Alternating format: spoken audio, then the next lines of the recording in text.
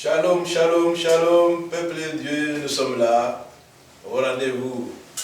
Donc voilà, c'est notre droit de faire cette étude publique pour vous, et pour nous aussi, parce que il y a des fois, la Bible, nous sommes conseillables, nous sommes enseignables. Donc c'est pour cela que j'ai dit pour nous aussi. Un bon leader doit être conseillable et enseignable. Ce sont des qualités. Voilà, peuple de Dieu, nous sommes là. Et même adresse, toujours pour diffuser l'enseignement biblique. On peut l'appeler l'enseignement ou étude, selon la volonté, selon comment vous l'appelez ça. Mais nous faisons l'étude aussi, la parole de Dieu. Et nous sommes sur YouTube. L'adresse Christian Delso sur YouTube. Delso c'est D-L-S-A-U-X. Et sur place, nous sommes à Péniel. Donc, si la rue Paul Johnson 55, 60-61, à Montigny 600, Chalewa. Avant toute chose, nous voulons invoquer la présence de Dieu parmi nous. C'est pour cela que nous allons faire cette vidéo en commençant par une prière. Prions l'Éternel. Éternel Dieu Tout-Puissant, nous te bénissons, nous te sanctifions. Aujourd'hui encore un jour nouveau. Père, hier est passé, aujourd'hui c'est un jour nouveau. Nous voulons te dire merci pour ton assistance. Merci Père Saint pour ta présence, Père Saint, qui dit là où deux ou trois s'unissent, tu es au milieu d'eux. Merci Éternel Dieu de nous avoir assistés. Merci aussi de nous avoir inspirés pour faire cette étude biblique. Bénis toute personne aussi qui regardera cette vidéo, surtout celui qui partagera ce message.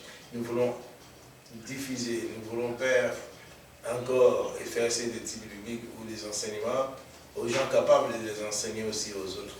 Parce que nous restons sur ta parole qui est vraie. Nous restons, Père Saint, parce que tu nous inspires aussi, Père Saint, pour faire ta volonté et non pas la nôtre, et non plus la volonté d'autres personnes. Mais nous voulons faire seulement qui est ta volonté. Que ta gloire, Père Saint, se manifeste parmi tous ces gens qui sont avec nous. Bénis aussi, Père Saint, nos amis, bénis aussi nos ennemis. C'est pour cela, Père, nous voulons te dire merci pour toute personne, Père Saint, qui sera disponible, Père Saint, pour faire cette étude. Gloire au Père, gloire au Fils et gloire au Saint-Esprit. Amen. Éternel, notre Dieu, notre Père, nous te louons, nous te rendons grâce. Béni sois-tu et gloire à toi. Nous voulons te remercier, Seigneur, de nous permettre encore ce soir de parler en ton nom, sachant que tu es au milieu de nous, Seigneur, que ton esprit règne en nous, que ta parole se fasse entendre. Glorifie-toi au milieu de ton peuple. Enrichis, Seigneur, tous ceux qui écouteront cette étude ou cet enseignement, et que toute la gloire t'en revienne. Gloire au Père, gloire au Fils et gloire au Saint-Esprit. Amen. Amen. Merci Seigneur de nous accueillir ce soir sous ton saint regard pour cette étude biblique. Merci pour ta présence et ton amour. Merci pour ta bonté de chaque jour, ta fidélité, ta compassion et ta miséricorde. Ouvre notre intelligence afin que nous puissions comprendre ta sainte parole qui est vraie, l'accepter, la méditer, mais surtout la mettre en pratique. Bénis les serviteurs présents et interviens aussi pour tout un chacun qui vont regarder et écouter cette vidéo, à savoir entendre ta parole qui est vraie, travaille leur cœur à salut et ouvre leurs oreilles afin qu'ils soient attentifs à ta parole et surtout à savoir ce que tu as attendu. Gloire, honneur, puissance soit rendue dans le beau nom de Jésus-Christ. Amen. Amen. Voici, bien-aimés, nous allons parler d'un sujet très important. On a déjà parlé de ça, mais nous voulons éclaircir. Parce qu'on n'a pas ça dans nos vidéos. Et que nous voulons parler les arches de Dieu. Et les arches, nous allons laisser le pasteur Christian pour vous expliquer les arches. Pasteur Christian. Amen. Alors, avant toute chose, quand on parle de l'arche, pour certains, ça évoque l'arche de Noé. Pour d'autres, l'arche de l'Alliance. Et nous allons voir que l'arche s'étend à bien plus que cela. Alors, comme il faut bien commencer par quelque chose, nous commencerons par la Genèse chapitre 5 et le verset 32. Genèse 5, verset 32. Noé, âgé de 500 ans, engendra Sem, Cham et Japheth. Amen. Amen. Alors, on remarque déjà une chose, c'est que Noé avait 3 fils, une épouse et 3 belles-filles. Il nous est d'ailleurs dit qu'il était le 8e prédicateur de la justice. Pourquoi est-il le 8e quand ils ne sont que 8? Eh bien parce que Dieu abaisse ceux qui s'élèvent et Dieu élève ceux qui sont humbles.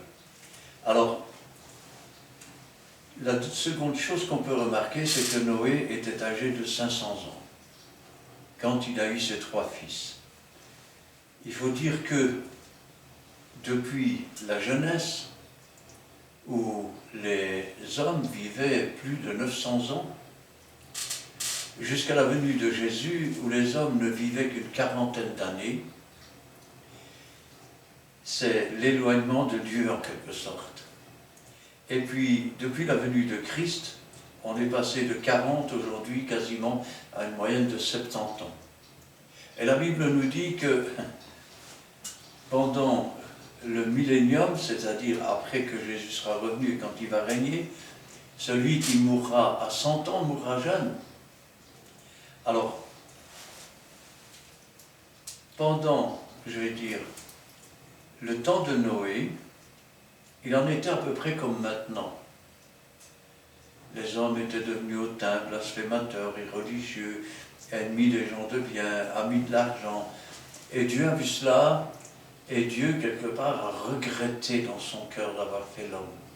Et il va décider de détruire la terre par les eaux. Remarquez, la terre ne sera plus jamais détruite par les eaux, elle le sera par le feu à la fin des temps. Nous pouvons voir dans chapitre 6, versets 8 à 22.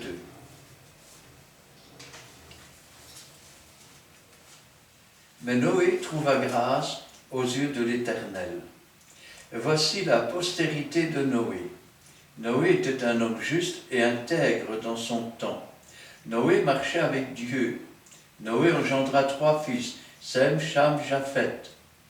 La terre était corrompue devant Dieu, la terre était pleine de violence. Dieu regarda la terre et voici elle était corrompue, car toute chair avait corrompu sa voie sur la terre.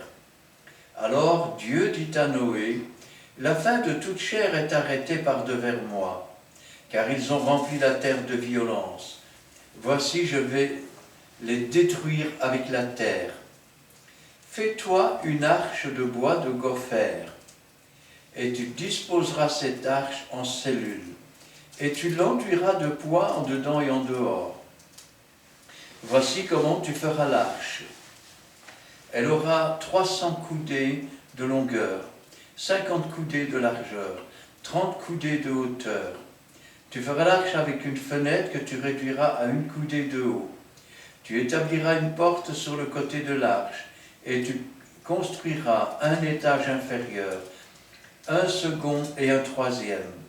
Et moi je vais faire venir le déluge d'eau sur la terre pour détruire toute chair et un souffle de vie sous le ciel. Tout ce qui est sur la terre périra. Mais j'établis mon alliance avec toi. Tu entreras dans l'arche, toi et tes fils, ta femme et les femmes de tes fils avec toi. De tout ce qui vit, toute chair, tu feras entrer dans l'arche, 2 de chaque espèce pour les conserver en vie avec toi. Il y aura un mâle et une femelle, des oiseaux selon leur espèce, du bétail selon son espèce, et de tous les reptiles de la terre, selon leur espèce. 2 de chaque espèce viendront vers toi pour que tu leur conserves la vie.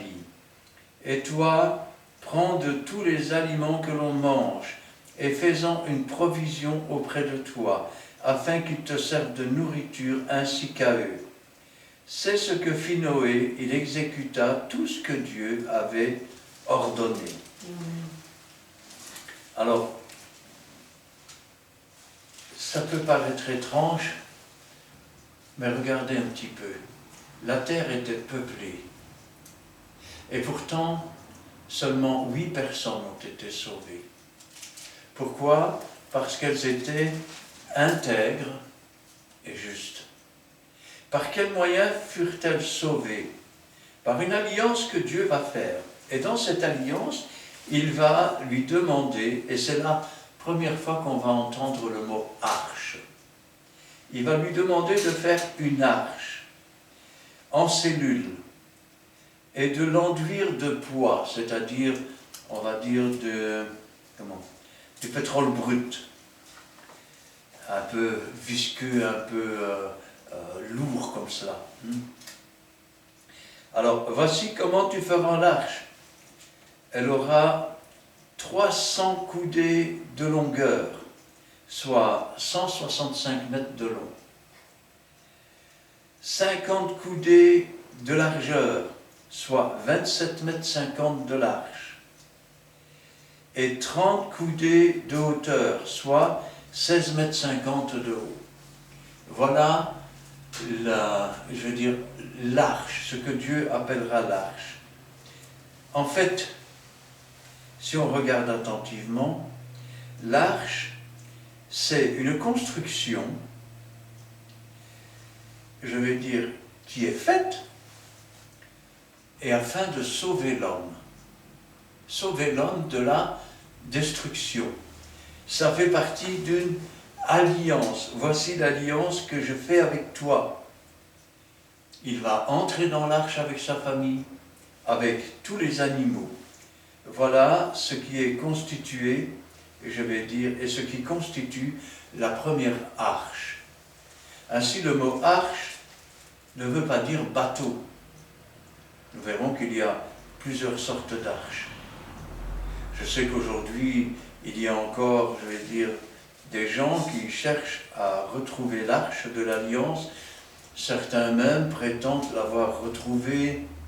Alors, qu'est-elle devenue? Eh bien, on verra cela après. Nous pouvons voir maintenant le chapitre 7, versets 6 à 13. Oui, Genèse chapitre 7, verset 6 à 13. Noé avait 600 ans lorsque le déluge d'eau fit sur la terre. Et Noé entra dans l'arche avec ses fils, sa femme et les femmes de ses fils, pour échapper aux eaux du déluge. D'entre les animaux purs et les animaux qui ne sont pas purs, les oiseaux et tout ce qui se meut sur la terre, il entra dans l'arche auprès de Noé. De Noé, deux à deux, un mâle et une femelle, comme Dieu l'avait ordonné à Noé. 7 jours après, les eaux du déluge firent sur la terre. L'an 600 de la vie de Noé, le second mois, le 17e jour du mois de ce jour-là, toutes les sources du grand abîme jaillirent et les écluses des cieux s'ouvrirent. La pluie tomba sur la terre 40 jours et 40 nuits. Ces mêmes jours entrèrent dans l'arche Noé, Seth, Cham et Japheth, les fils de Noé, la femme de Noé et ses 3 femmes de ses fils avec eux. Amen. Amen. Ainsi, nous voyons que Noé avait 500 ans quand il a eu ses fils, et le déluge a commencé vers l'an 600. Ce qui veut dire que ses fils avaient aussi une moyenne de 100 ans. Wow. Mais 100 ans, pour eux, c'était encore jeune. Et ils sont entrés dans cette arche. Mais ça n'a pas été une chose ordinaire. Pourquoi? Parce que d'abord, c'était le moyen, l'arche était le moyen par lequel Dieu allait les sauver. Mais quand ils sont entrés dans l'arche, Noé n'a pas fermé la porte de l'arche. Ses fils n'ont pas fermé la porte de l'arche. C'est Dieu qui a fermé la porte. Quand Dieu ferme une porte, personne ne peut l'ouvrir. Et quand il l'ouvre, personne ne peut la fermer. Nous pouvons voir maintenant le verset 18 à 24. Genèse 7, versets 18 à 24. Les eaux grossirent et s'accrurent beaucoup sur la terre, et l'arche flotta sur la surface des eaux. Les eaux grossirent de plus en plus, et toutes les hautes montagnes qui sont sous le ciel entier furent couvertes. Les eaux s'élevèrent de 15 coudées au-dessus des montagnes qui furent couvertes.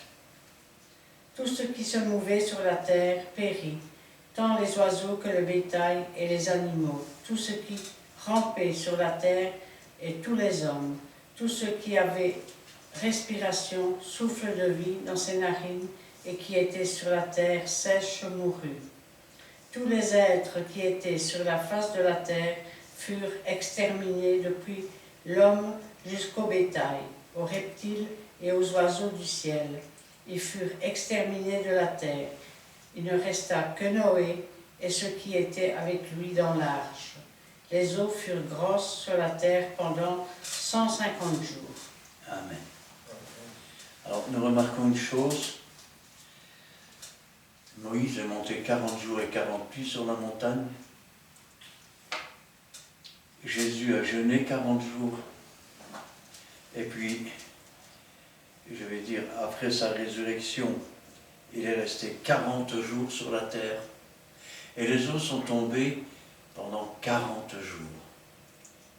L'arche a commencé à flotter. Et puis, l'eau est montée jusqu'à 15 coudées au-dessus des montagnes. Alors, il faut savoir ceci, c'est qu'une coudée, ça fait 55 cm. Donc, à 50 cm, ça fait déjà 7,50 m, plus 75, ça fait 8,25 m, au-dessus des montagnes. Et puis, les eaux sont restées grosses, c'est-à-dire elles n'ont pas diminué d'un gramme, pendant 150 jours, quasiment pendant 5 mois. Dieu lui avait dit de stocker de la nourriture pour ces temps où il n'y aurait ni récolte ou quoi que ce soit, pour lui et pour les animaux qui étaient avec lui. Je ne sais pas si vous imaginez, mais le travail que Noé a dû faire avec ses 3 fils.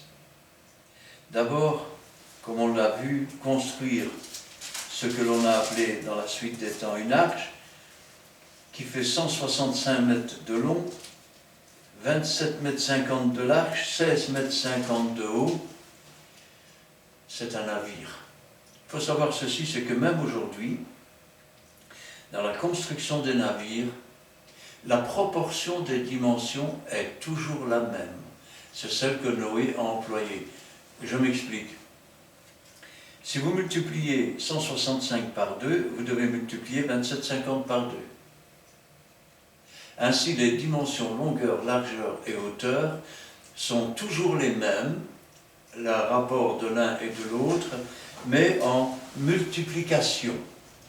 Et ce qui nous montre que cette arche, finalement, quand Dieu lui a donné des dimensions, il lui a donné des dimensions qui sont, je vais dire, immuables, qui servent encore aujourd'hui. Des proportions, je vais dire, qui sont égales. Mais quand on regarde le travail qui a été fait par ces 4 hommes, ses 3 fils et lui-même, quand on regarde qu'en plus, il devait remplir l'arche de nourriture, ce qui veut dire qu'en plus de fabriquer l'arche, il fallait encore cultiver, il fallait encore récolter, il fallait encore mettre les provisions. Et quand je pense à cela, je me dis, Seigneur, quand je pense que Dieu parfois nous demande des petites choses et que nous hésitons à les faire, qu'aurions-nous fait au temps de Noé. Si nous avions dû construire un navire, si nous avions dû le remplir de vivres, et ensuite, je vais dire, soigner tous les animaux qui sont à l'intérieur, les nourrir chaque jour, nettoyer les cages. Quand je pense à ça, je me dis, Seigneur, quelle provision de travail. Mais ce n'est pas un travail perdu pour Dieu et avec Dieu. Parce que s'il ne l'avait pas fait, nous ne serions pas là aujourd'hui. En faisant cela, il nous a garanti d'avoir une biodiversité des animaux. Ils nous ont garanti d'avoir des êtres humains encore aujourd'hui sur la terre.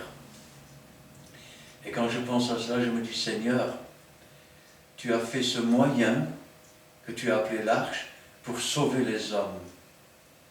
Nous étions, donc chapitre 8 maintenant, c'est ça? Oui. Chapitre 8, verset 4. Chapitre 8 de notre livre de Genèse, verset 4. Le 7e mois, le 17e jour du mois, l'arche s'arrêta sur les montagnes d'Ararat. 7 mois et 17 jours. Et l'arche s'arrête sur le mont Ararat. Alors, je peux vous dire tout de suite, il y a pas mal de comiques. J'appelle ça des comiques parce que quand on vous dit qu'on a retrouvé l'arche de Noé, laissez-moi bien rire. Pour une bonne et simple raison. Déjà, je vais dire, si les gens qui disent on a retrouvé ou on a gardé un morceau de la croix de Jésus, ça n'existe pas. Parce qu'après 2000 ans, où ce bois qui a été enterré est devenu du charbon de bois, ou alors il a carrément été rongé et a disparu. Alors imaginez, il y a près de 6000 ans d'ici, même passé, il ne reste rien du tout de l'arche. Et je suis content, et je vais vous dire pourquoi je suis content. Parce que si réellement on avait retrouvé cette arche, combien de personnes auraient fait de pèlerinage pour aller dans l'arche? Combien de personnes auraient payé pour avoir des petites arches en plastique, des petites arches en fer? Ce serait devenu une caverne de voleurs. Et quand je pense à ça, je me dis, Seigneur, c'est bien que tu aies fait toutes ces choses comme cela. Chapitre 8, toujours, mais versets 7 à 14. Genèse 8, versets 7 à 14. Il lâcha le corbeau qui sortit, partant et revenant, jusqu'à ce que les eaux eussent séché sur la terre. Il lâcha aussi la colombe, pour voir si les eaux avaient diminué à la surface de la terre. Mais la colombe ne trouva aucun lieu pour poser la plante de son pied, et elle revint à lui dans l'arche, car il y avait des eaux à la surface de toute la terre. Il avança la main, la prit et la fit rentrer auprès de lui dans l'arche. Il attendit encore 7 autres jours, et il lâcha de nouveau la colombe hors de l'arche. La colombe revint à lui sur le soir, et voici une feuille d'olivier arrachée était dans son bec. Noé connut ainsi que les eaux avaient diminué sur la terre. Il attendit encore 7 autres jours, et il lâcha la colombe, mais elle ne revint plus à lui. L'an 601, le premier mois, le premier jour du mois, les eaux avaient séché sur la terre. Noé ôta la couverture de l'arche, et regarda, et voici, la surface de la terre avait séché. Le second mois, le 27e jour du mois, la terre fut sèche. Amen. Quand l'arche a heurté le mont Ararat, il y avait encore de l'eau. Et il a fallu le temps que cette eau descende, il a fallu le temps qu'elle sèche. Et regardez, on lâche la colombe une première fois, elle revient. Il n'y a pas de vie. Il lâche la colombe 7 jours plus tard, et elle revient avec un brin d'olivier dans la bouche. On me dirait, c'est pas important. C'est important. Parce que la preuve que la vie était revenue sur la terre, c'était le brin d'olivier dans le bec de la colombe. Mais ça va même encore plus loin. Pourquoi? Parce que le Saint-Esprit est souvent imagé sous la forme d'une colombe. D'ailleurs, le Saint-Esprit est descendu sur Jésus-Christ lors de son baptême sous forme, on nous dirons dans la Bible, d'une colombe. Le terme exact est palombe. Quand elle revient avec un brin d'olivier, ça veut dire qu'elle revient aussi et que la vie est revenue sur la terre et que ce brin d'olivier témoigne que la vie est revenue sur la terre. Ne nous y trompons pas. L'Église elle-même est comme ce brin d'olivier. C'est la preuve que la vie est revenue sur la terre. Pourquoi? Parce que Jésus est le cep et nous sommes le sarment. Et la sève de Christ coule en nous. Ainsi, nous sommes comme ce brin d'olivier. Nous sommes remplis de l'huile. Maintenant, nous pouvons passer au verset 20 à 22. Verset 20 à 22 du livre de Genèse 8. Noé bâtit un autel à l'Éternel, et prit de toutes les bêtes pures et de tous les oiseaux purs, et il offrit des holocaustes sur l'autel. L'Éternel sentit une odeur agréable, et l'Éternel dit en son cœur, je ne maudirai plus la terre à cause de l'homme, parce que les pensées du cœur de l'homme sont mauvaises dès sa jeunesse, et je ne frapperai plus tout ce qui est vivant comme je l'ai fait. Tant que la terre subsistera, les semailles et la moisson, le froid et la chaleur, l'été et l'hiver, les jours et la nuit ne cesseront point. Amen. Quel intérêt d'offrir des sacrifices à Dieu? Aujourd'hui, bien sûr, nous n'offrons plus des animaux, nous offrons des sacrifices d'action de grâce. Regardez Noé, tout de suite après cette catastrophe, il offre un sacrifice à Dieu. Et Dieu sent la bonne odeur. Il a touché le cœur de Dieu par son offrande. Et quand Dieu a vu cela, il a dit, je ne détruirai plus jamais la terre par les eaux. Et quand je pense à cela, je me dis, Seigneur, vous me direz, oui, mais il y a quand même des raz-de-marée. Je sais qu'aujourd'hui on dit tsunami, mais moi je ne suis pas japonais, donc c'est un raz-de-marée. Alors, oui, il y a des raz-de-marée, mais est-ce que toute la terre est détruite par les eaux? Non. Et là, Dieu a promis. Il a promis pourquoi? Parce qu'il a senti cette bonne odeur. Et il a compris que l'homme, finalement, dès sa jeunesse, ses pensées étaient mauvaises. Et qu'à cause de cela, eh bien, Dieu avait fini par se fâcher. Maintenant, nous pouvons voir chapitre 9, versets 12 à 15. Genèse 9, versets 12 à 15. Et Dieu dit, c'est ici le signe de l'alliance que j'établis entre moi et vous, et tous les êtres vivants qui sont avec vous, pour les générations à toujours.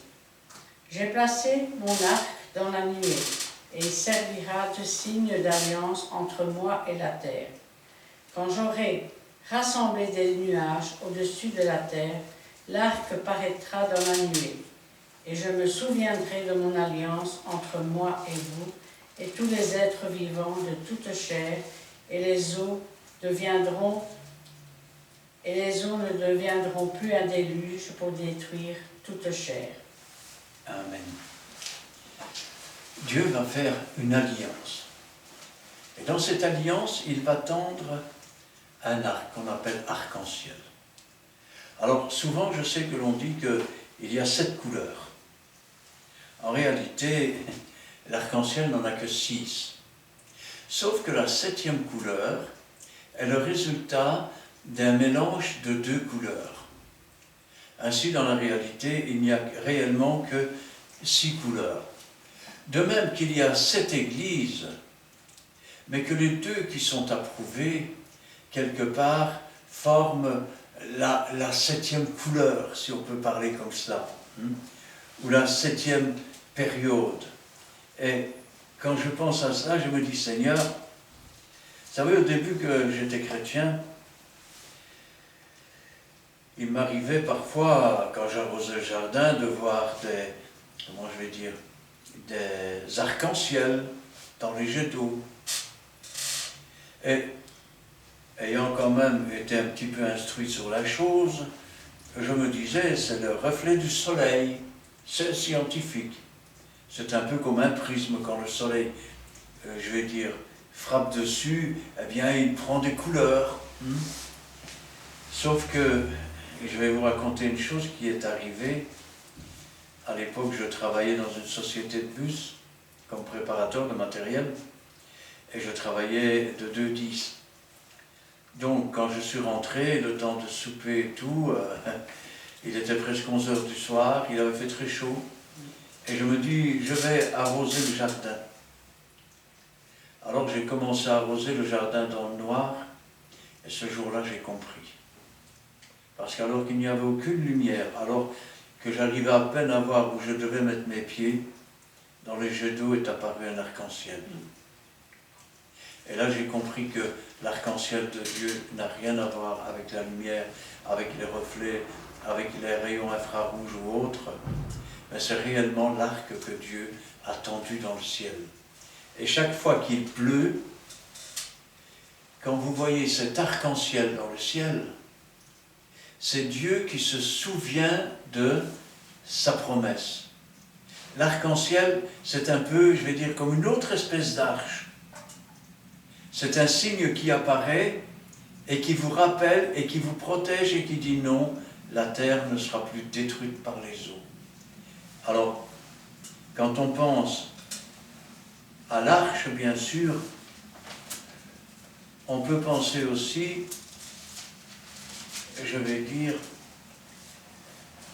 à ce que Noé a fait. Hébreux chapitre 11, verset 7. Hébreux chapitre 11, verset 7. C'est par la foi que Noé divinement avertit des choses qu'on ne voyait pas encore, et saisi d'une crainte respectueuse, construisit une arche pour sauver sa famille.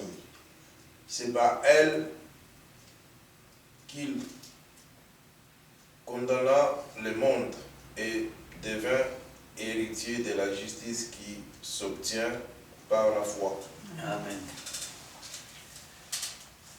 Heureux ceux qui ont cru sans voir. Dieu a parlé à Noé, mais Noé n'avait rien vu. Il n'y avait toujours aucun déluge ou quoi que ce soit.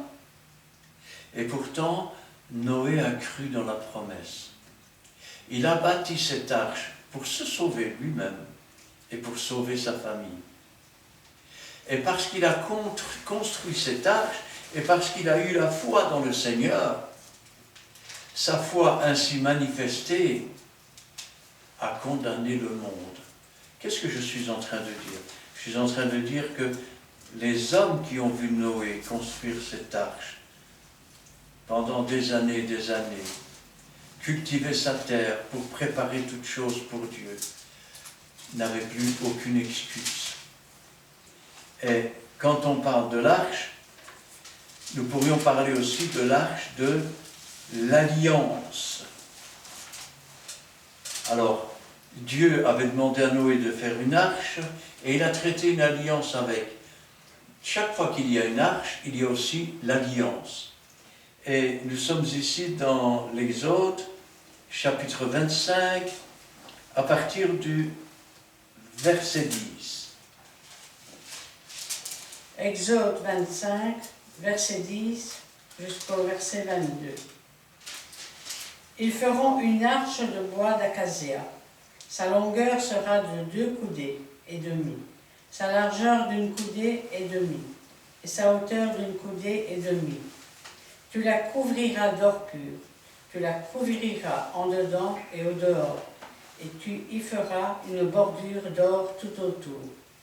Tu fondras pour elle 4 anneaux d'or, et tu les mettras à ses 4 coins, 2 anneaux d'un côté et 2 anneaux de l'autre côté.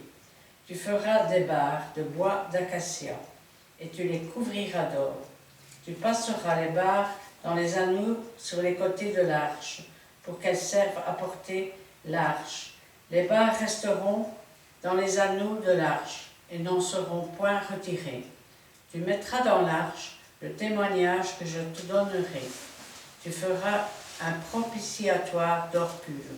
Sa longueur sera de 2 coudées et demie, sa largeur d'une coudée et demie.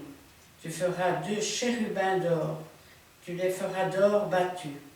Aux 2 extrémités du propitiatoire, tu fais un chérubin à l'une des extrémités et un chérubin à l'autre extrémité. Vous ferez les chérubins sortant du propitiatoire à ces 2 extrémités. Les chérubins étendront les ailes par-dessus, couvrant de leurs ailes le propitiatoire et se faisant face l'un à l'autre.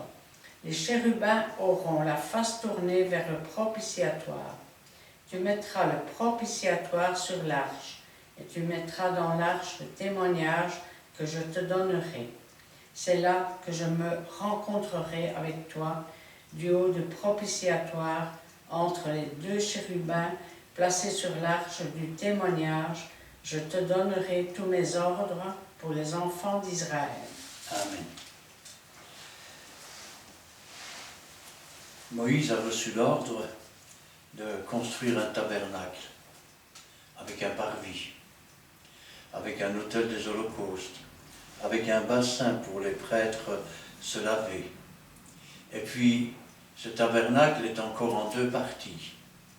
Il y a le lieu saint où l'on peut trouver, je vais dire, la table des pains de proposition, le chandelier qui éclaire jour et nuit, et puis l'autel des parfums qui se trouve, je vais dire, quasiment face à l'arche de l'Alliance, avec toutefois un rideau entre les 2. Alors, ils feront une arche de bois d'acacia. L'arche est faite en bois d'acacia. Sa longueur est de 2 coudées et demie. Rappelez-vous que la coudée fait 55 cm, donc 2 coudées et demie, ça fait 1,37 m et demi. Sa largeur d'une coudée et demie, soit 82 cm et demi. Et sa hauteur d'une coudée et demie, soit 82 cm et demi. Et tout cela était couvert d'or pur. Tu la couvriras en dedans et en dehors. Alors, l'intérieur du coffre était recouvert d'or, l'extérieur du coffre était recouvert d'or. Ensuite, il dit, et tu y feras une bordure d'or tout autour, c'est-à-dire que le coffre était de bois d'acacia, et puis sur le dessus, il y avait une bordure comme ça, qui faisait tout le tour. Et cette bordure était en or. Tu fondras pour elle 4 anneaux d'or et tu les mettras à ses 4 coins, 2 anneaux d'un côté, 2 anneaux de l'autre côté. Alors pour la transporter sur ce renfort qui faisait tout le tour, on a mis des anneaux. Et puis dans les anneaux, on va prendre des barres d'acacia que l'on va recouvrir d'or et on va entrer les barres dans les anneaux. Ces anneaux et ces barres vont servir à porter l'arche de l'Alliance. Il est à noter que seuls les prêtres pouvaient porter l'arche. Et il faut savoir qu'on ne pouvait pas toucher l'arche. L'arche était toujours couverte. Il y a eu un cas, par exemple, où lors du transport de l'arche s'est mise à pencher. Et un des hommes a voulu porter la main pour retenir l'arche. Cet homme est mort. Parce que ce n'est pas l'homme qui soutient Dieu, c'est Dieu qui soutient l'homme. Et quand on voit cela, toutes ces barres sont couvertes d'or. Tu passeras les barres dans les anneaux sur les côtés de l'arche pour qu'elles servent à porter l'arche. Les barres resteront dans les anneaux de l'arche et n'en seront point retirées. Tu mettras dans l'arche le témoignage que je te donnerai. Alors, qu'y avait-il dans l'arche? Dans l'arche, il y avait les tables de la loi. Pas les premières, parce que les premières, Moïse les avait brisées. Quand il est descendu après 40 jours sur la montagne, il a retrouvé le peuple qui s'était déshonoré, si on peut parler comme cela. Et la seconde fois, il est monté 40 jours aussi, et quand il est redescendu, Dieu lui avait rendu les lois écrites du doigt de Dieu sur des tables de pierre. Et ces tables de pierre, on va les mettre dans l'arche. Avec cela, on va mettre aussi un vase dans lequel il y aura la manne. La manne, c'était considéré par le peuple d'Israël comme le pain qui descend du ciel. Jésus dira, vos pères n'ont pas mangé le pain qui descend du ciel, c'est ici le pain qui est descendu du ciel en parlant de lui-même. Et puis enfin, il y avait une dernière chose dans cette arche, c'était la verge d'Aaron, le bâton d'Aaron. Parce qu'au moment de choisir, je vais dire un sacrificateur, un souverain sacrificateur, plusieurs s'étaient présentés. Alors Moïse dit, comment est-ce que je vais faire? Et Dieu dit, dis-leur de planter chacun leur bâton devant ta tente. Et le bâton qui fleurira, celui à qui appartiendra le bâton, ce sera lui. Et le bâton d'Aaron avait fleuri. Alors, en témoignage, ils ont pris ce bâton, ils l'ont mis dans l'arche de l'Alliance. Pour ce qui est du couvercle, le couvercle s'appelle un propitiatoire. Il n'était pas en bois d'acacia, mais il était en or pur. De ce couvercle sortaient 2 chérubins, dont les ailes se touchaient, et la face était tournée vers le propitiatoire. C'est comme ça que s'appelait le couvercle. Alors, chaque fois que le souverain sacrificateur s'adressait à Dieu, Dieu lui répondait entre les chérubins. C'est ainsi, par exemple, que quand ils partaient dans le combat, l'arche marchait devant eux. L'arche était en quelque sorte le signe de la présence de Dieu et de leur salut. Quand ils sont rentrés dans le peuple d'Israël, dans le pays d'Israël, et qu'ils ont traversé le Jourdain, au moment où les prêtres qui portaient l'arche ont posé le pied sur le bord de la rivière, l'eau s'est arrêtée.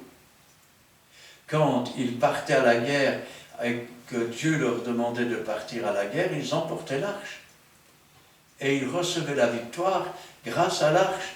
Ainsi, l'arche était la protection. C'était la communion avec Dieu, c'était finalement ce qui les sauvait. Et quand je pense à cela, je me dis, Seigneur, c'est quand même quelque chose de formidable, de savoir que ce coffre, eh bien, il a été volé une fois. Et vous savez ce qui s'est passé? Oui, il faut dire tout. Il faut dire que le sacrificateur de l'époque, eh bien, il avait des fils qui n'étaient pas droits, il ne les reprenait pas. Et ces 2 fils sont partis un jour à la guerre avec l'arche sans que Dieu l'ait demandé. Et l'arche a été prise. Ces 2 fils sont morts. Quand il a appris que l'arche avait été prise, il est tombé de sa chaise parce qu'il était vieux en âge et il s'est brisé la nuque. Et une fois que l'arche a été prise par l'ennemi, ils l'ont mis au pied de Dagon. Le lendemain, quand ils sont arrivés, Dagon était sur sa face. Alors, ils ont redressé Dagon et ils l'ont remis encore en face de Dagon. Et le lendemain, Dagon était tombé et sa tête avait roulé jusqu'à l'entrée des marches de son temple. Ensuite, ils ont commencé à avoir des ulcères et à être envahis par les souris. Alors, ils ont fini par renvoyer l'arche en Israël. Et vous savez que quand Israël a traversé le désert, quand ils devaient rentrer dans le pays promis. Seuls Josué et Caleb avaient obéi. Eh bien, l'arche s'est dirigée toute seule vers le peuple d'Israël et elle s'est arrêtée dans le champ de Josué. Alors le peuple a voulu venir voir l'arche, mais beaucoup dans le peuple sont morts parce qu'ils voulaient voir et toucher l'arche. Alors les prêtres sont revenus, ils ont recouvert l'arche et ils l'ont fait rentrer dans le pays. Ça veut dire que cette arche, c'était, je vais dire quelque part, non seulement un moyen pour être sauvé, non seulement un moyen pour marcher de victoire en victoire, mais c'était aussi, je vais dire, un moyen d'avoir la présence de Dieu avec soi. Ainsi, le mot arche signifie d'abord le moyen par lequel on va être sauvé, mais aussi le moyen par lequel l'alliance se fait avec Dieu, et suivant les ordonnances de Dieu. Nous pouvons dire aussi que, d'une certaine façon, Jésus, eh bien, c'est notre arche. Et vous allez me dire, comment ça c'est notre arche? Eh bien, nous pouvons lire déjà dans... Oui, avant nous pouvons lire déjà dans Matthieu, chapitre 27, versets 45 à 53. Matthieu, chapitre 27. Nous commençons par le verset 45. Depuis la 9e ère, depuis la 6e ère jusqu'à la 9e ère, il y eut des ténèbres sur toute la terre.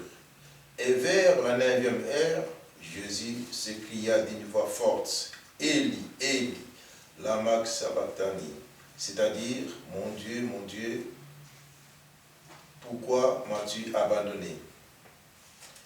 Quelques-uns de ceux qui étaient là, l'ayant entendu dire, il appelle Élie.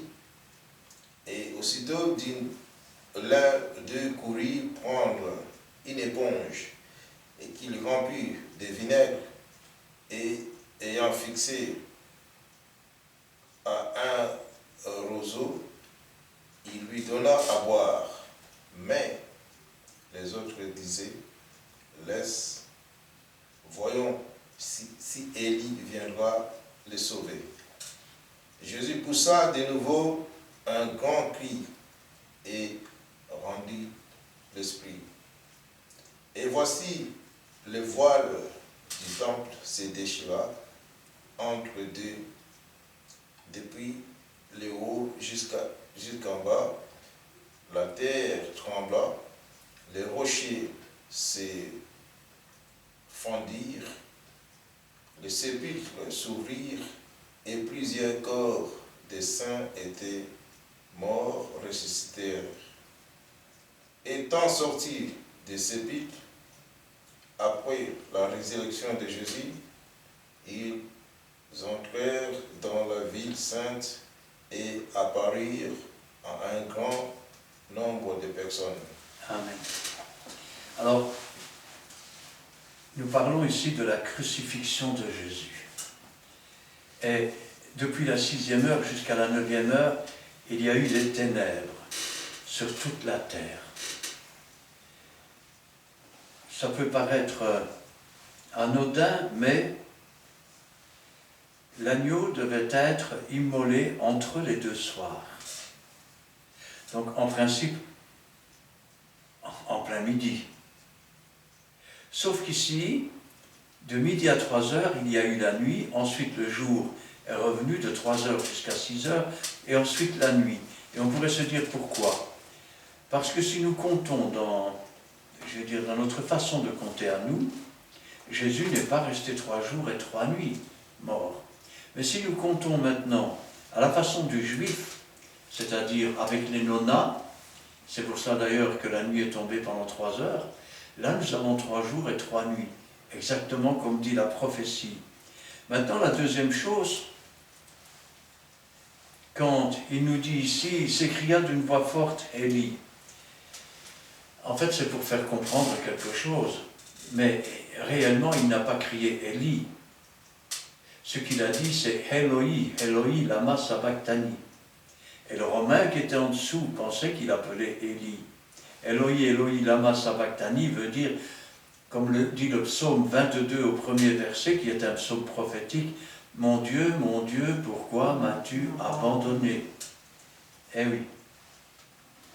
Alors, ils vont lui donner du vinaigre, et puis Jésus va pousser de nouveau un grand cri. En fait, il va dire, « Père, je remets mon esprit entre tes mains. » Et il va expirer. Regardez ce qu'on nous dit. Voici le voile du temple se déchirant en deux, depuis le haut jusqu'en bas. C'est-à-dire que ce voile, rappelez-vous, qui était devant le chandelier, entre le chandelier et la partie où il y avait l'arche de l'Alliance. La partie où il y avait l'arche de l'Alliance s'appelait le lieu très saint. La partie où se trouvait le chandelier, la table des parfums en face, s'appelait le lieu saint. Et ce jour-là, quand Jésus est mort, le voile s'est déchiré, mais pas d'en bas vers le haut, mais du haut en bas. Comme si Dieu déchirait ce voile, montrant ainsi que, finalement, cette arche avait fait son temps, que c'était terminé, que dorénavant, nous avions une nouvelle entrée dans le lieu très saint, mais qui ne serait plus au travers d'un voile entre le lieu saint et le lieu très saint, mais, on le verra après, d'un nouveau voile. Il faut dire aussi que Jésus, je vais dire, n'était pas simplement un homme. Rappelez-vous ce qui est dit dans Jean chapitre 3, verset 14, pardon. Et comme Moïse éleva le serpent dans le désert, il faut de même que le Fils de l'homme soit élevé. Ainsi, nous pourrions parler d'une arche supplémentaire, un moyen par lequel on est sauvé, par l'alliance que Dieu fait. Ça, c'est dans Nombre 21, versets 4 à 9. Je ne l'ai pas pris, mais je vais vous le raconter en 2 mots. Israël est dans le désert et il se plaint. Cette nourriture est misérable. Fallait-il nous conduire en Égypte pour que nous mourions? C'est alors que Dieu va se fâcher et va envoyer des serpents brûlants. Et chaque fois que quelqu'un est piqué par un serpent brûlant, comme par Satan, eh bien, il finit par mourir. Alors le peuple vient près de Moïse et dit, prie Dieu pour nous. Et Dieu dit à Moïse, fais-toi un serpent brûlant d'airain et suspends-le sur une perche. Quiconque aura été mordu ou piqué, s'il regarde vers le serpent d'airain, il sera guéri. Et celui qui n'a pas été mordu par le serpent, s'il regarde vers le serpent d'airain, il ne sera pas mordu. Ainsi, le serpent d'airain, qui était l'image de Christ, eh bien, c'est aussi une forme d'arche. Une arche avec une alliance. C'est-à-dire un moyen par lequel on peut être sauvé à cause de l'alliance de Dieu. C'est ainsi que quand Christ est monté sur la croix, il était à l'image de ce serpent d'airain. Quiconque regarde vers le sacrifice de Jésus à la croix reçoit la vie éternelle. Même si le diable l'a mordu de sa morsure mortelle qui est le péché, le mensonge et tout ce qu'on peut imaginer, en tournant ses regards vers Jésus, on reçoit le pardon des péchés et on reçoit le salut. C'est ainsi que Jésus est notre arche à nous. Alors, si nous maintenant nous prenons dans le livre d'Hébreux, chapitre 10, versets 19 à 23. Hébreux 10, versets 19 à 23. Ainsi donc, frères, puisque nous avons au moyen du sang de Jésus une libre entrée dans le sanctuaire par la route nouvelle et vivante qu'il a inaugurée pour nous au travers du voile, c'est-à-dire de sa chair, et puisque nous avons un souverain sacrificateur établi sur la maison de Dieu, approchons-nous avec un cœur sincère dans la plénitude de la foi, les cœurs purifiés d'une mauvaise conscience et le cœur lavé d'une eau pure. Retenons fermement la profession de notre espérance par celui qui a fait la promesse, qui a fait la promesse est fidèle. Amen. Rappelez-vous, dans l'Ancienne Alliance, il y avait ce lieu saint, et puis il y avait un voile, et alors on atteignait le lieu très saint.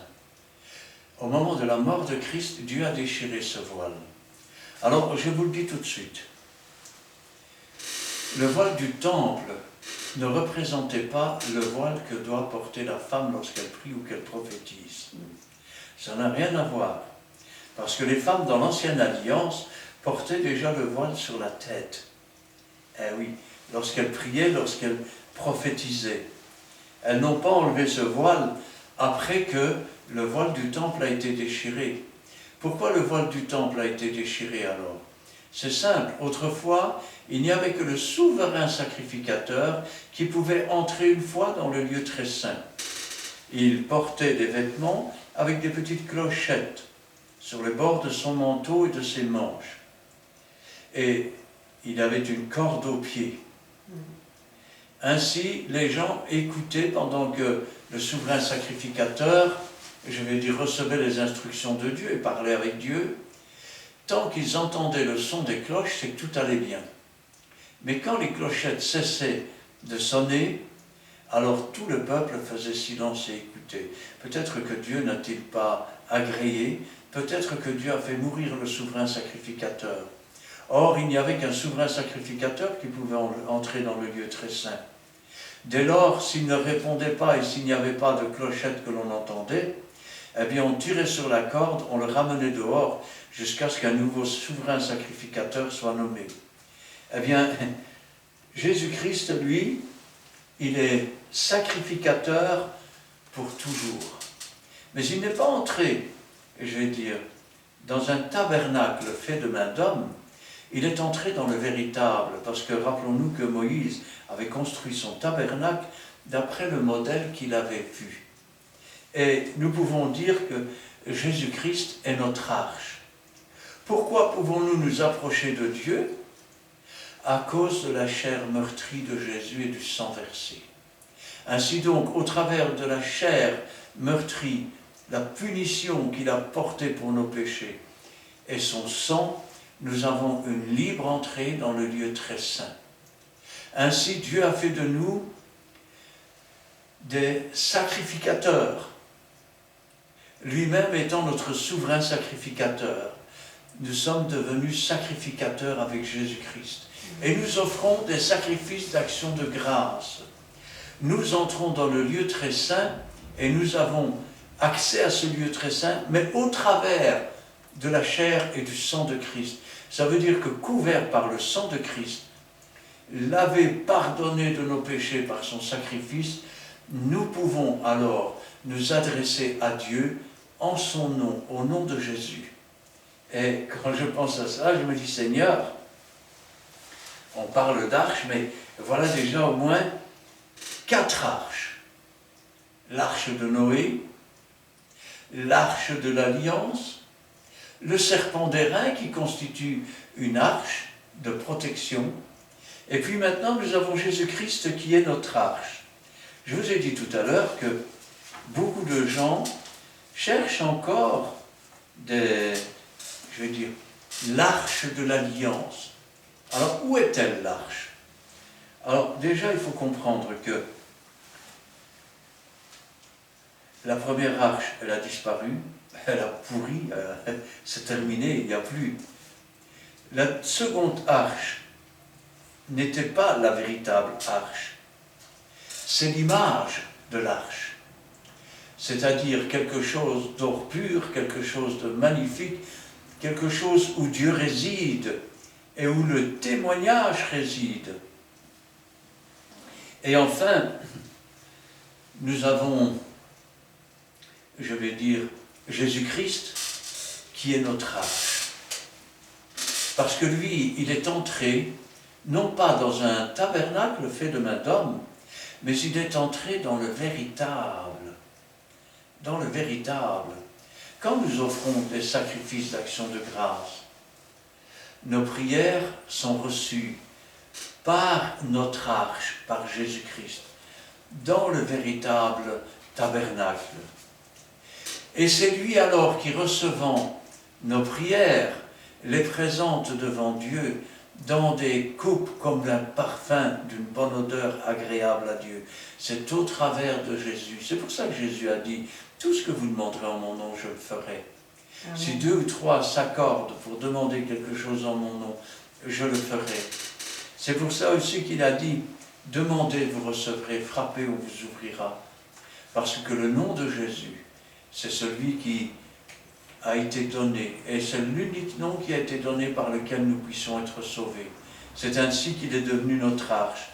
Et un jour, nous savons qu'à la voix d'un archange, un signal donné par Dieu, le ciel s'ouvrira, et Jésus apparaîtra sur les nuées. Jésus-Christ, notre arche.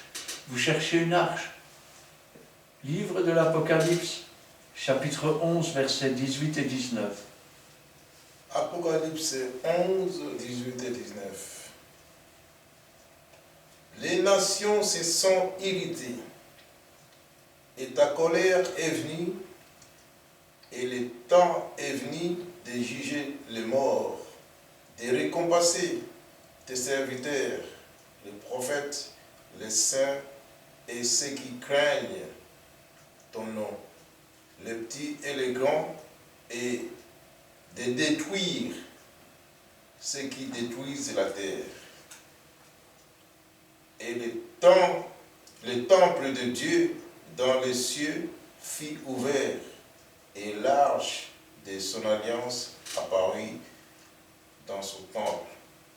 Et il y eut des éclairs, des voix, des tonnerres, des tremblements de terre et une forte grêle. Grêle plutôt. Qu'est-ce qu'on nous dit? On nous dit que le temps était venu pour récompenser les prophètes, pour récompenser les saints, pour... Quelle est la récompense? C'est la résurrection et l'enlèvement avec Jésus. Le ciel est ouvert et l'arche apparut dans son temple. Jésus-Christ apparaît dans son tabernacle qui n'est pas fait de main d'homme, dans son temple, dans celui que Moïse avait vu. Et suivant ce modèle, il devait le faire. Et quand je pense à ça, je me dis, Seigneur, rendez-vous compte que tel il est, tel nous serons. Et les deux églises qui obéissent à Dieu seront, je vais dire, pour toujours avec Jésus-Christ. Ils seront comme ces chérubins qui étaient attachés sur le propitiatoire. Et entre ces deux chérubins se manifestait Dieu pour parler. Ainsi les hommes seront toujours avec Jésus-Christ dans le ciel, car il est notre arche. Ne cherchez pas l'arche sur la terre. Les anciennes arches sont des alliances anciennes. Quand Jésus, et avant d'offrir son corps sur la croix, il a dit, voici la nouvelle alliance en mon sang. Avec chacune des arches, il y a une alliance. La première, je fais alliance avec toi. Tu construis l'arche, tu montes dedans. Comme nous construisons notre vie sur la parole de Dieu, petit à petit. Je n'ai pas dit que c'était facile, c'est un travail fastidieux. Renoncer à soi-même, c'est ce qu'il y a de plus difficile. Mourir pour faire place à la spiritualité, c'est quelque chose de difficile. Ça prend du temps. De même, je vais dire, quand ils ont commencé avec à mépriser Dieu et à mépriser sa nourriture, il est évident qu'à ce moment-là, le diable est venu avec les serpents brûlants. Rappelez-vous ce que Jésus disait, race de vipères, bande de serpents. Ah oui, parce qu'il y a des hommes qui sont attachés à Satan et qui alors nous détournent. Et c'est alors que la morsure du péché, qui est la mort, vient nous toucher. Mais si nous nous tournons, eux, ils devaient se tourner vers le serpent d'airain. C'était l'alliance, tourne-toi vers le serpent d'airain, et même si tu as été mordu, tu seras guéri. Si nous nous tournons vers Jésus-Christ, même si la morsure du diable a été sur nous, nous serons guéris, nous serons délivrés. Il est venu délivrer les opprimés. Et quand Jésus-Christ apparaîtra dans les nuées, c'est à ce moment-là qu'il va enlever son Église, qu'il va récompenser les prophètes et les saints. C'est l'enlèvement de l'Église. Jésus-Christ est notre arche.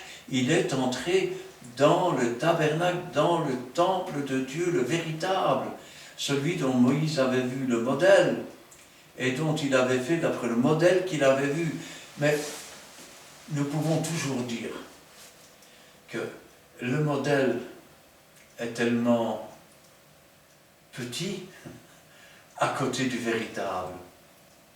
Quand on nous dit que nous avons une libre entrée au travers du voile de la chair de Christ. Rappelez-vous quand Jésus est monté sur la montagne. Ce passage s'appelle la transfiguration. À un moment donné, Jésus et ses vêtements sont devenus tellement blancs, lumineux, aveuglants. Ce n'était encore qu'une petite partie de ce qui se cachait sous le voile de sa chair pour nous protéger. Parce que s'il était réellement apparu dans toute sa gloire, dans toute sa puissance, je pense que les disciples auraient été dévorés par le feu, car Dieu est un feu qui dévore.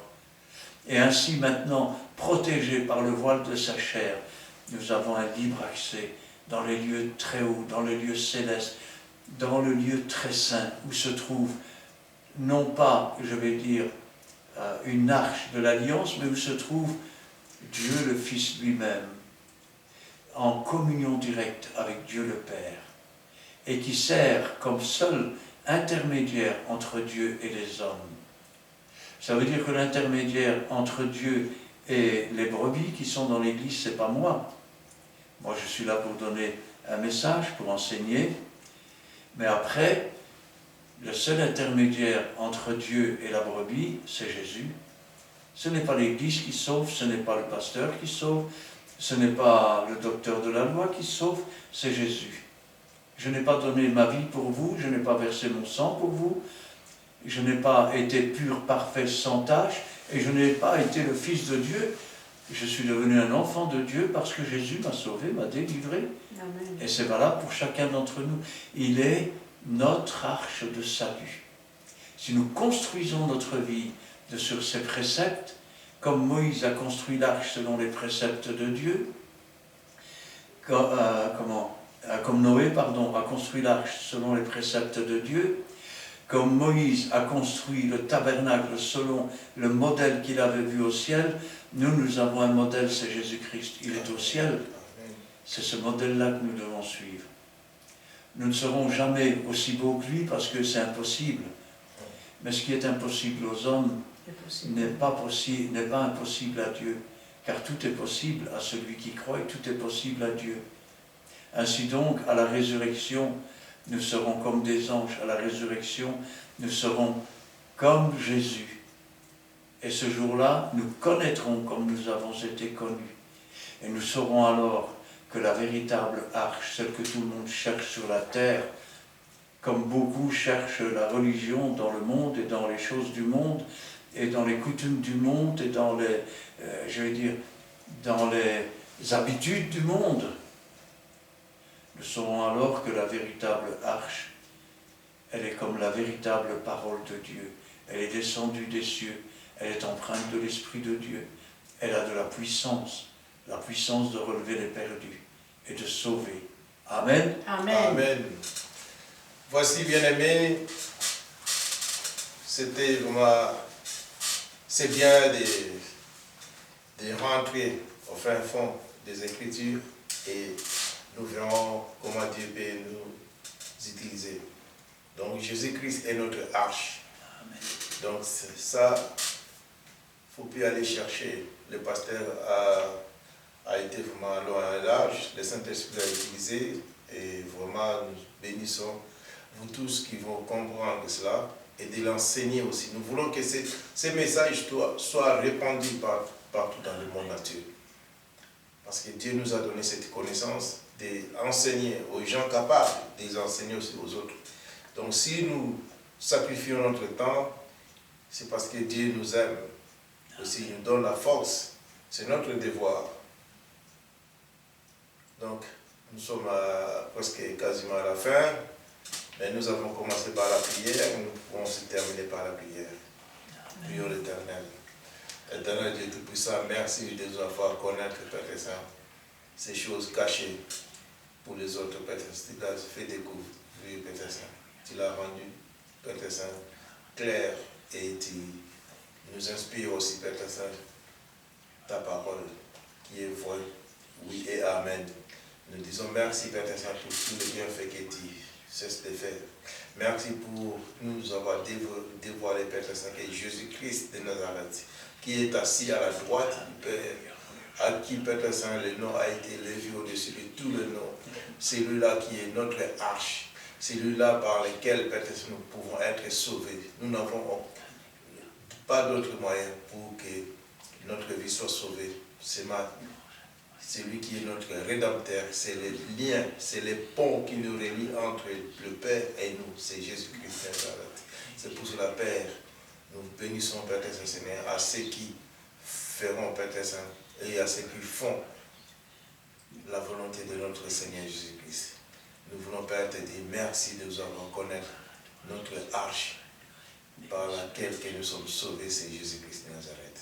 Nous voulons t'élever cette prière dans le précieux de notre Seigneur Jésus-Christ. Amen. Amen. Oui, Seigneur, nous te louons, nous te rendons grâce. Béni sois-tu et gloire à toi, Seigneur.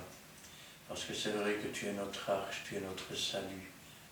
C'est toi, Seigneur, qui sauve, qui délivre, qui guérit. C'est toi qui nous réconcilie avec Dieu, notre Père. C'est toi qui baptises du Saint-Esprit. Tu es celui qui est, qui était, qui vient.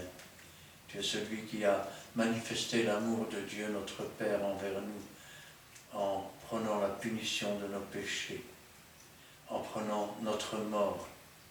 La mort a eu sa part et aujourd'hui, dans ton alliance et dans ton arche, Seigneur, nous pouvons vivre et nous pouvons ressusciter le moment venu. Parce que toi, Seigneur, tu as fait de nous des enfants de Dieu. Nous ne sommes plus du monde et nous sommes des étrangers dans ce monde. C'est toi qui diriges nos pas jour après jour. Nous n'avons que des paroles, Seigneur, mais tu as l'Esprit, alors que ta volonté soit faite et que toute la gloire t'en revienne. Gloire au Père, gloire au Fils et gloire au Saint-Esprit. Amen. Amen. Merci pour cet instant béni, passant ta présence, mon Dieu. Merci car ce soir, tu as apporté à notre connaissance que Jésus-Christ, ton Fils bien-aimé, est notre arche de salut. C'est vrai que c'est notre Sauveur. C'est lui qui nous a sauvés par le sang, par le sacrifice sur la croix. Et chaque jour, il est notre avocat auprès de toi. C'est lui qui tient notre main faible dans sa main puissante et qui guide nos pas dans ses empreintes. C'est un ami merveilleux en qui nous pouvons nous confier librement. Il est toujours prêt à nous entendre. Il est toujours prêt à nous écouter et à nous conduire dans le droit chemin. Merci pour cet ami merveilleux. Et vous qui nous regardez, vous qui êtes fidèles, étude après étude, n'oubliez pas de vous manifester par un like si vous avez aimé la parole de Dieu, si vous avez aimé cette étude. Aussi, n'oubliez pas aussi de partager cette étude entre vous, avec vos amis, vos familles, vos ennemis, afin que cette parole soit propagée dans le monde entier. Merci pour votre attention, que Dieu travaille votre cœur à salut, que Jésus-Christ soit votre arche aussi, l'arche de salut, et que vous vous confiez à lui, afin que vous veniez au pied de la Sainte Croix, afin de l'accepter comme sauveur et maître. Merci pour vous tous qui êtes fidèles, et gloire te soit rendue, ô mon Dieu, pour tout ce que tu feras. Gloire à toi, louange à toi, et béni sois-tu.